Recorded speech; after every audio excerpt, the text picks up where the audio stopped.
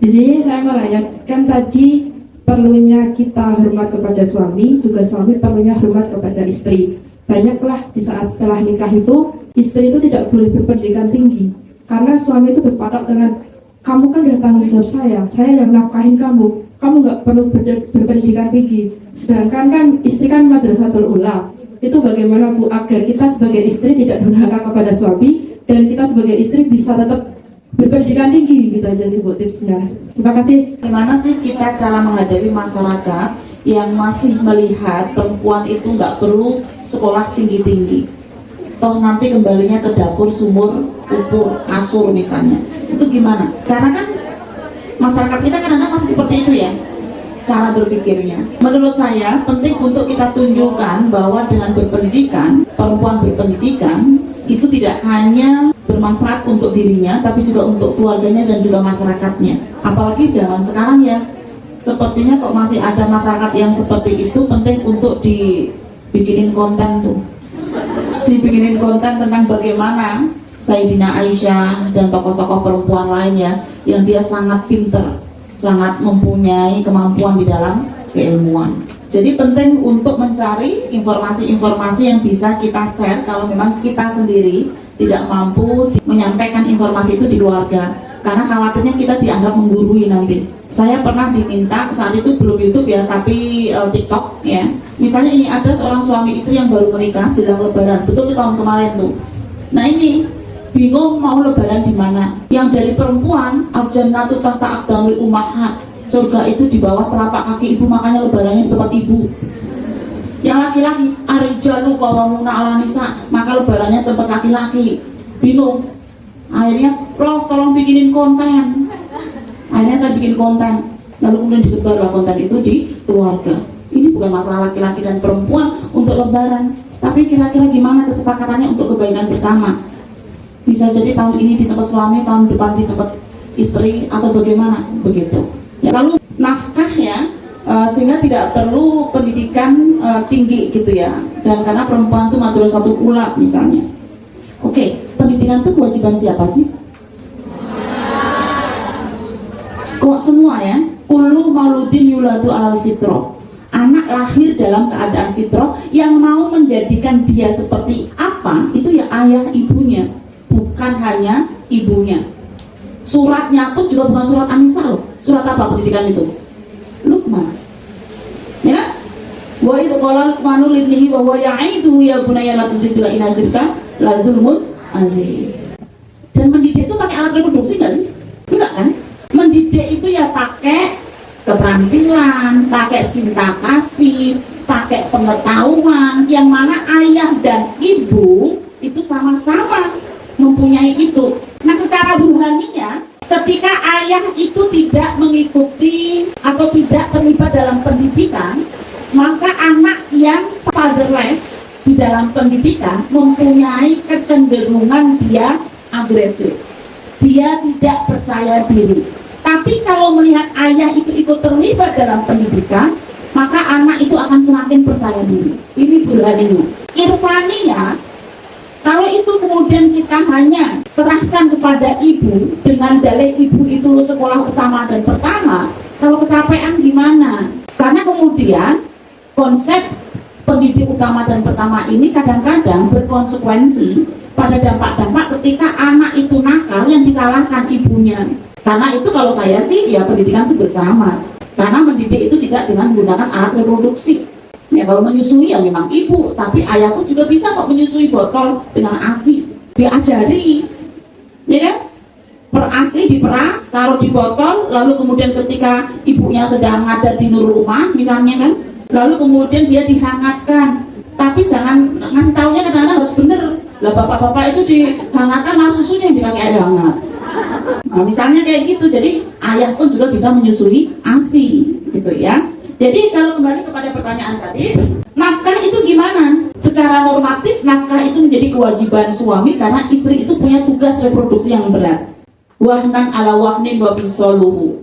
Tapi masalahnya ketika kemudian situasi keluarga itu tidak memungkinkan, apakah juga akan dibebankan kepada suami? Apalagi sekarang kecenderungannya terbaik tercepat itu lulusan perempuan. Ini berkonsekuensi lapangan pekerjaan perempuan itu juga lebih luas. Ada sekarang namanya tren bapak rumah tangga. Jadi yang ngurusi urusan keluarga, urusan rumah tangga itu ya bapak gitu. Kami sendiri di rumah sudah sejak tahun 2014 beralih peran. Karena saat itu anak ketiga sudah lahir dan saya sudah tidak wahnan ala wahnin wa fisoluhu lagi, tinggal menstruasi dan premenopause. Hamil melahirkannya sudah tidak. Sehingga saat itu saat 2014 anak saya ketiga itu 2 tahun.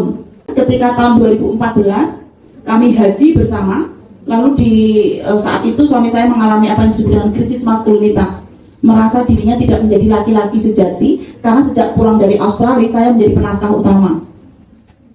Lalu ketika di Arafah nangis, suami saya nangis gitu kan, kita habis jam 12 siang berdoa tuh pergi kemana gitu ya untuk berdoa gitu, nangis gitu.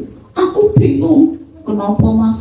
Ustadz itu bilang gitu, Ustadzah itu bilang gini, kamu sendiri punya pemikiran kayak gitu. Ini yang benar yang mana sih masalah nafkah? Karena selama 2 tahun saya menjadi penafkah utama yang sebelumnya dia menjadi penafkah utama. Saya bilang gini, mas, nggak ada yang kita langgar secara agama. Sayyidina Khadijah itu juga dia mempunyai penghasilan lebih daripada Nabi Muhammad. Yang kita langgar adalah jika kita menggunakan siapa yang menghasilkan itu digunakan sebagai alat untuk merendahkan. Karena cara berpikirnya kapitalis, bukan humanis. Kapitalis itu dalam arti siapa yang punya penghasilan, dia yang kemudian punya otoritatif atau punya power di keluarga. Nah itu yang nggak boleh. Karena itu ya nggak ada yang secara normatif, secara agama itu kita langgar. Sehingga kemudian kita berdiskusi, oke, udah nangisnya udah selesai gitu ya. Kita nggak nangis lagi. Kemudian saya bilang, oke mas, setelah ini kemana? Jangan mau kembali lagi ke dunia minyak, silahkan. Saya tidak ingin dikatakan istri menghambat karir suami. Tapi apa sih mas yang kita cari?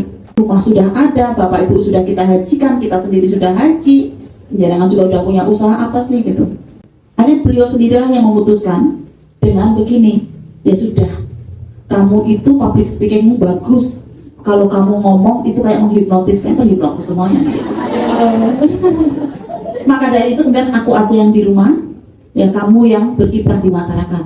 Benar mas, apa tuh?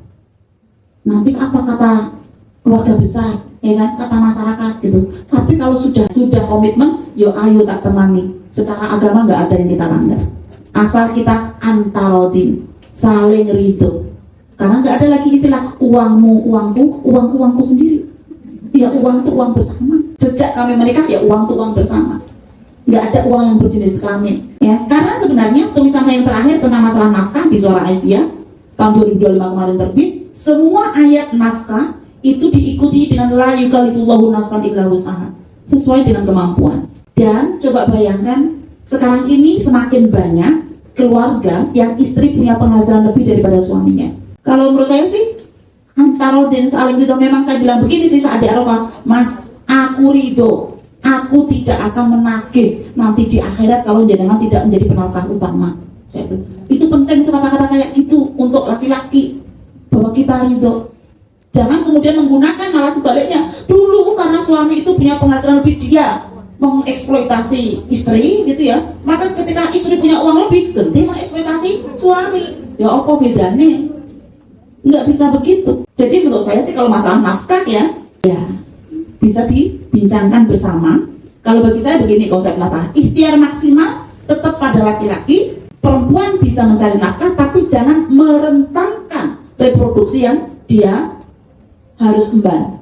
Jangan sampai ketika awal-awal mau menikah nih ya, lalu kemudian kebetulan sudah bekerja, si perempuannya ya sebenarnya ya monggo aja ya. Kadang-kadang kan ada ya, karena keyakinan masalah nafkah ini, perempuan yang sudah bekerja diminta keluar. Gimana kira-kira kalau saya sering gini, gimana kira-kira meninggalkan janda yang berpenghasilan dengan daripada meninggalkan janda yang dikasih penghasilan orang lain nantinya? Ya menurut saya sih dimusyawarahkan ya, penting untuk mengantisipasi hal-hal seperti itu gitu. Tapi ya monggo aja kalau tidak setuju dengan pemikiran saya ya. Kalau saya sih ya nafkah itu nafkah bersama ya, nggak ada lagi uangmu uangku sendiri. Bagi kami itu enggak, ya uang itu adalah uang keluarga, uang bersama. Nafkah kewajiban laki-laki, ikhtiarnya ada di sana, tapi tidak ada larangan perempuan untuk berkontribusi pada nafkah keluarga. Maka dari itu, putusan tarjih di buku tuntunan keluarga Sakinah di Muhammadiyah itu begini, kewajiban suami itu mencari nafkah dan mendorong istri untuk berkontribusi pada nafkah keluarga. Jadi kalau di Muhammadiyah itu bukan kewajiban suami mencari nafkah titik, nggak begitu. Kalau di Muhammadiyah begitu konsepnya. Kewajiban suami itu mencari nafkah dan mendorong istri untuk berkontribusi pada nafkah keluarga. Sampai pada kesimpulan kayak gini, pasti sudah menggunakan kajian-kajian Burhani ya, karena perempuan yang berdaya secara ekonomi, dia lebih punya daya tawar di dalam kehidupannya, gitu.